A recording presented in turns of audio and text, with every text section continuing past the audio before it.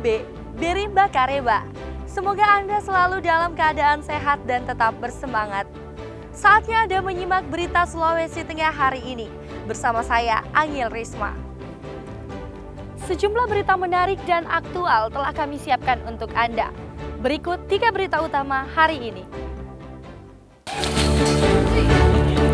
2 ekor buaya yang masuk ke permukiman warga ditangkap petugas pemadam kebakaran Kota Palu.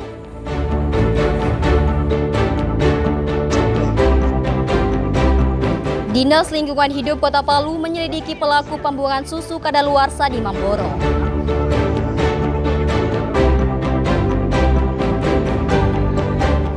Cuaca buruk yang melanda perairan Sulawesi Tengah menyebabkan harga ikan melonjak.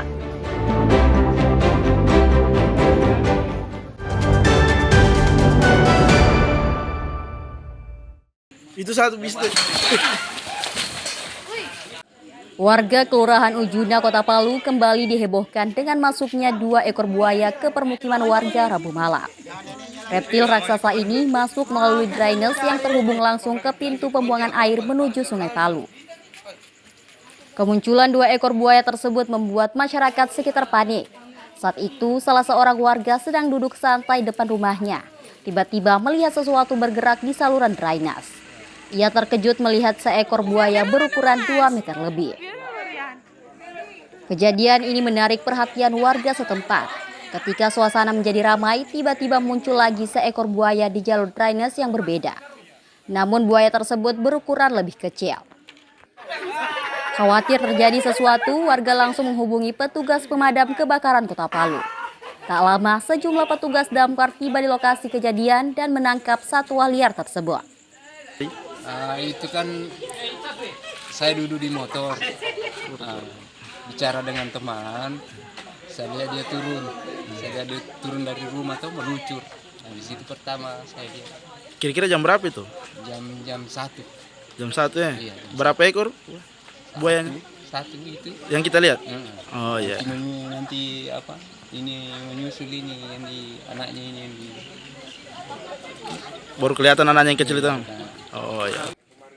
Petugas damkar berhasil mengamankan dan mengevakuasi kedua buaya tersebut ke mobil patroli. Kedua buaya tersebut selanjutnya akan diserahkan kepada Balai Konservasi Sumber Daya Alam Provinsi Sulawesi Tengah. Muhammad Rian Putra dan Syamsuddin Tobone melaporkan dari Palu.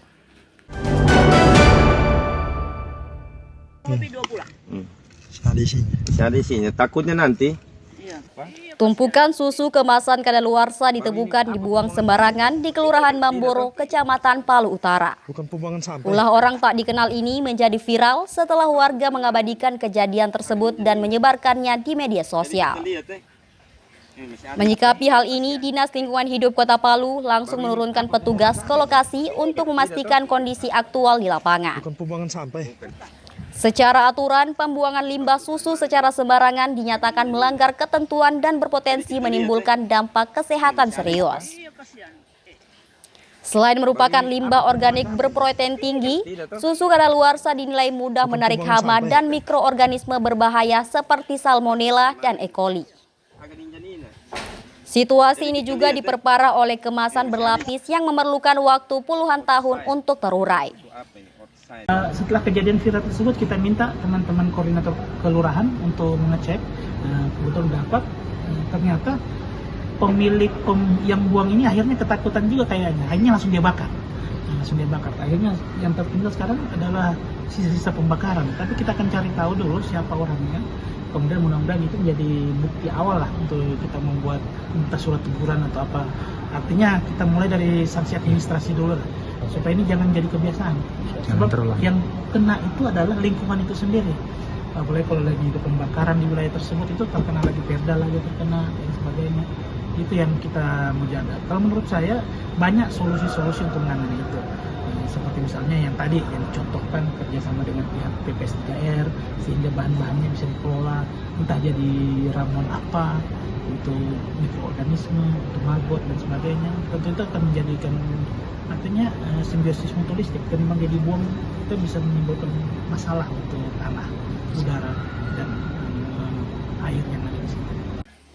Dinas Lingkungan Hidup Kota Palu menegaskan pihak yang menyalurkan produk memiliki kewajiban menarik kembali dan melakukan daur ulang terhadap produk kadaluarsa.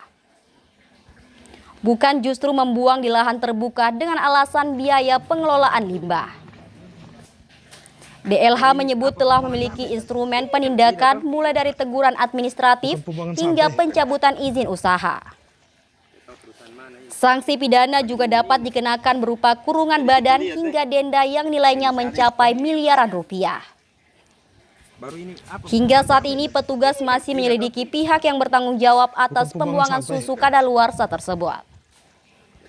Sejumlah warga di sekitar lokasi telah dimintai keterangan.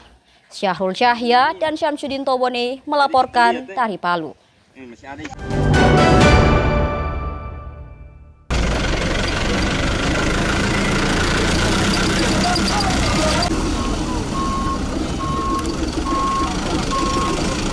Kota Palu menembus 6 besar nasional pengelolaan sampah terbaik dalam penilaian yang digelar Kementerian Pekerjaan Umum pada rangkaian Hari Bakti PU. Hasil ini menjadikan Palu sebagai satu-satunya daerah di Indonesia Timur yang masuk daftar tersebut, bersama Balikpapan yang sebelumnya telah lebih dahulu dikenal dalam pengelolaan sampah.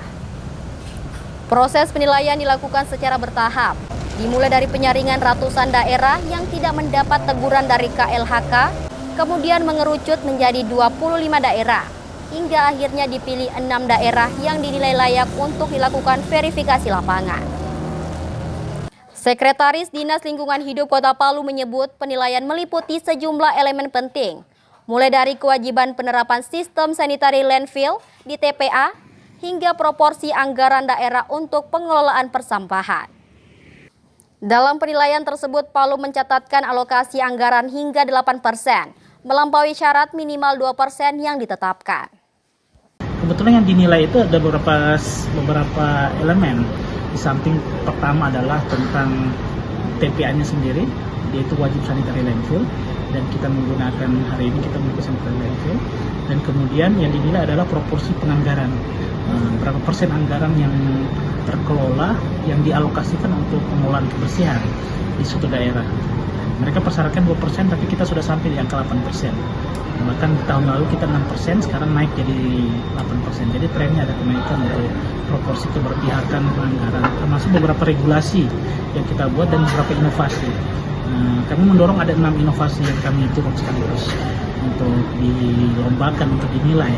Termasuk di dalamnya itu tentang pembatasan sampah plastik, kemudian padat karya, kemudian penggunaan patagali, kemudian penggunaan yang Pak Wali Kota, lapor Wali Kota, itu semua dipadukan, ada pironesis dan sebagainya. Selama ini, pemerintah Kota Palu juga dinilai aktif mengembangkan sejumlah inovasi, termasuk pembatasan penggunaan plastik, program padat karya kebersihan, pemanfaatan aplikasi Pakagali, dan lapor Wali Kota, serta kerjasama dengan pihak luar negeri termasuk Jepang. Hasil resmi peringkat 6 besar pengelolaan sampah terbaik ini rencananya akan diumumkan pada 3 Desember mendatang, bertepatan dengan puncak peringatan Hari Bakti Pekerjaan Umum. Syahrul Syahya dan Syamsuddin Tobone melaporkan dari Palu.